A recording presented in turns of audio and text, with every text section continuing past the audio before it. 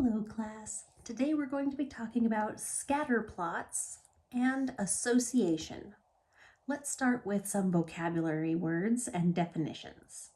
A scatterplot are graphs that use points to display real world data with two variables.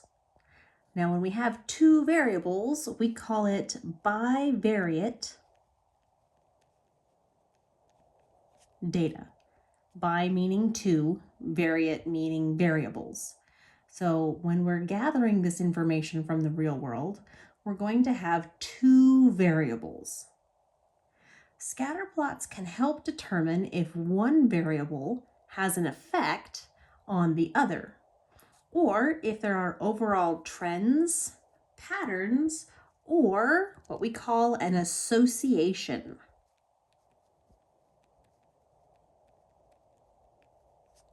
Between the variables. Okay, a lot of times scientists will use this kind of data to decide if there are patterns or if two things are affecting each other. Okay, let's look at an example of that. Okay, Zara surveyed shoppers at a mall to see how many items they had purchased and the total amount of money that they'd spent at the mall. She used the data to create the scatter plot shown. Now, this information that she's gathering has two pieces of information, and we'll see that on the graph. The first piece of information is the total amount of money that had been spent.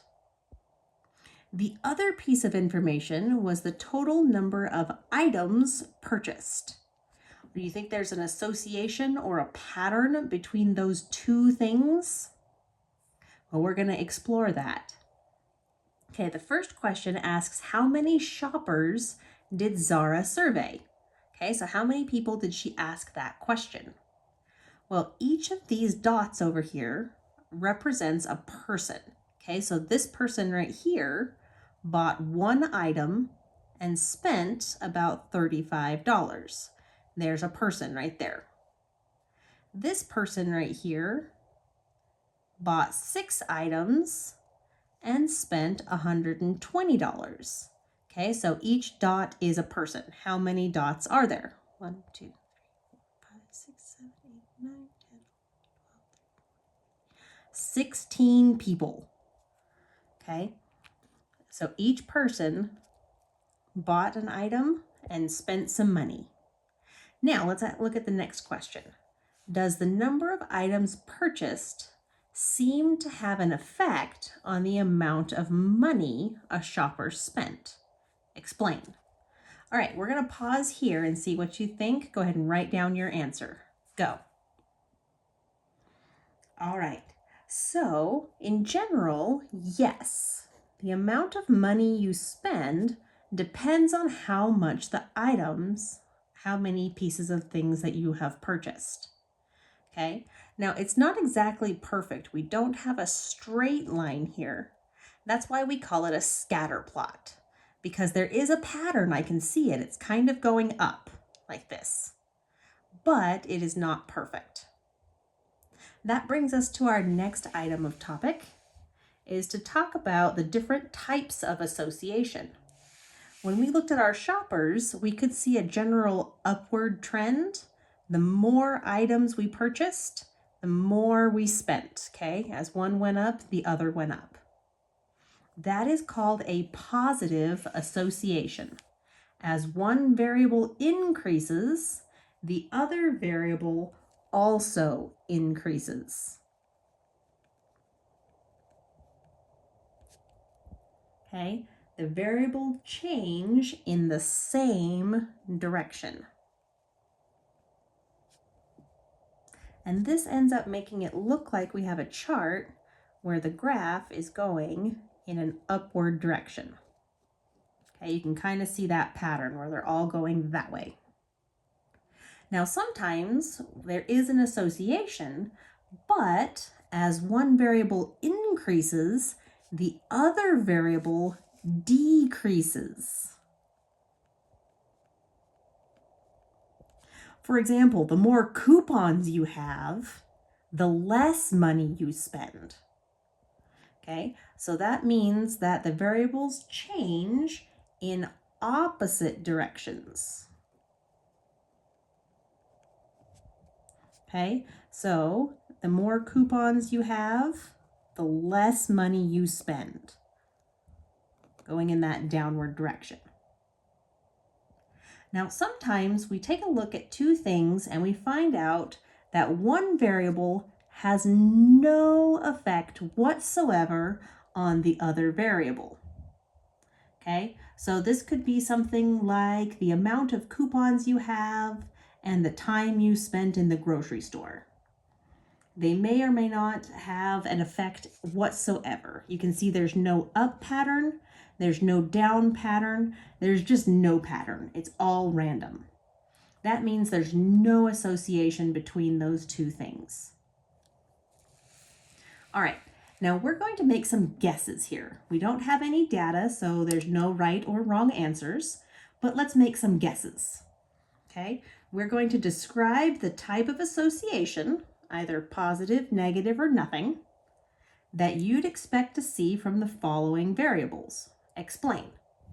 Okay, so your first scenario says the number of shoes a person owns and the number of states that they visited.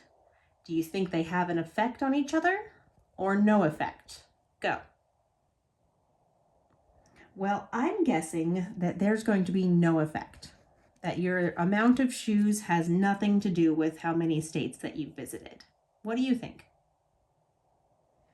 All right, let's look at the next one.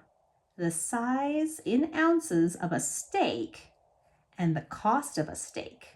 Do you think that would be a positive, a negative, or no relationship between the two? Probably this is a positive, because the bigger the steak, the more it's going to cost. Probably. And last but not least, the number of days since watering a plant and the moisture level of the soil.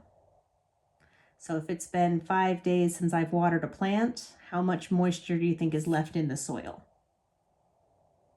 All right, this will most likely have a negative association, because the more days that go by, the drier that soil is going to get.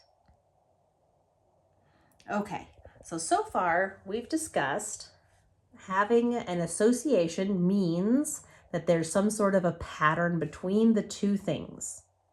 And sometimes there's no effect between the two variables. Okay, positive, negative, or no association. Let's go ahead and flip our paper over and take a look at the strength of an association. Okay, we know that sometimes things affect each other, but sometimes that association can be strong or weak. Okay, if the data points are close together, the association is strong. Okay, for example, this one right here is very strong. All of the data points are very close together. We can see this very clear pattern going in that direction. Now, this other one right here still has a pattern, but the data points are widely spread. This association is still there, but it is weak. Now, we can also have different types of associations. Okay, sometimes you can see that we have been dealing with straight lines. This one right here has a straight line. Now, if it has a straight line that can be shown, we call this linear. However, I can clearly see a pattern right here. Among these dots, it's forming a U shape. That's an association. It's just non-linear, because it does not form a straight line. It has some sort of a different pattern to it. Okay, let's look at these next ones, A, B, C, D, and we're going to answer a few questions together. Okay, First, which scatterplots show linear associations? So forming a straight line. Go ahead and write your answers down right here. Go. You should have said B, because there's a straight line there, and C, because there's a straight line there. Next, number 5, which scatterplots show a non-linear association? Write your answers here. Go.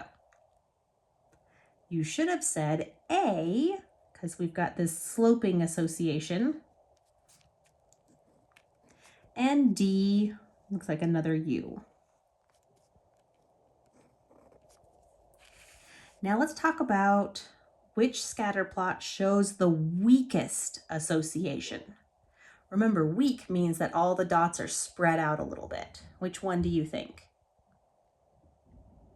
Good, we're talking about graph C.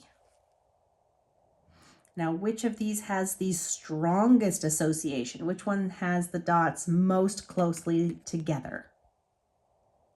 Good, I'm seeing A has the dots most closely together. Okay, now for this next part right here, we've got 3 graphs and we're going to describe them, okay? So on number 8, 9, and 10, you can call it positive and linear, positive and not linear, negative and linear, negative and nonlinear, or no association. Go ahead and draw lines to which one you think it is. Go.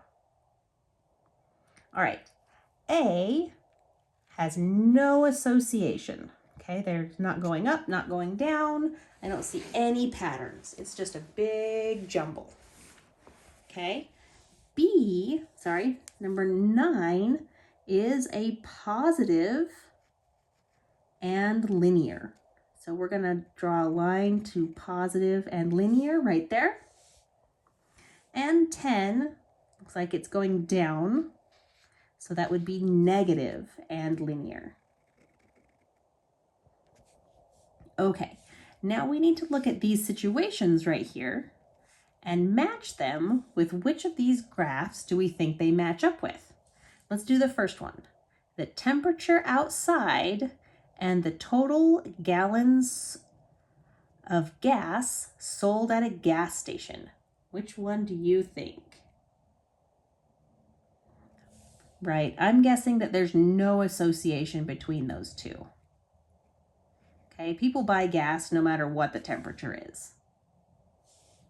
All right, the next one says the altitude of a hiker and the total oxygen level in the air. Okay, so the higher you get, the less air. Right, that should be a negative association. Okay, so negative and linear right there. The last one says we're comparing the size of a home and the monthly cost of utilities, meaning paying for heating and electricity and stuff for the home. Yes, the bigger the house, the more you're going to pay utilities. So that one would be positive and linear. Okay, so we have talked about our associations, how strong and weak they are, whether they are linear or nonlinear, as well as whether they are positive or negative. Okay, so what we're going to do now is we are going to do some practice. Good luck and have a great day.